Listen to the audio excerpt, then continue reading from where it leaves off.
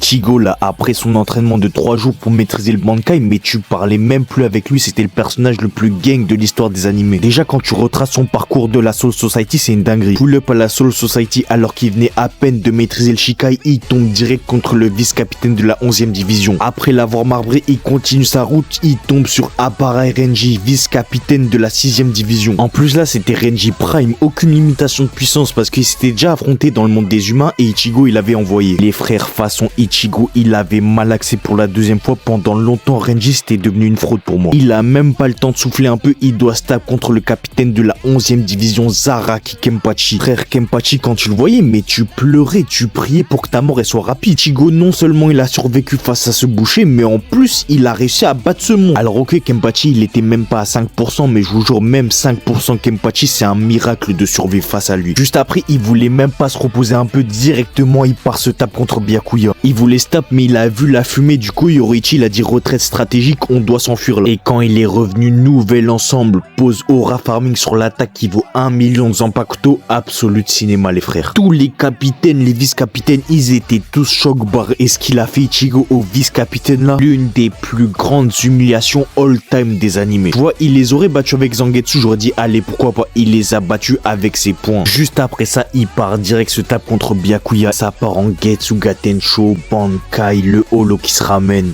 Vous pouvez me dire ce que vous voulez hein, mais Ichigo à cette période là, il y avait personne qui s'asseyait à sa table.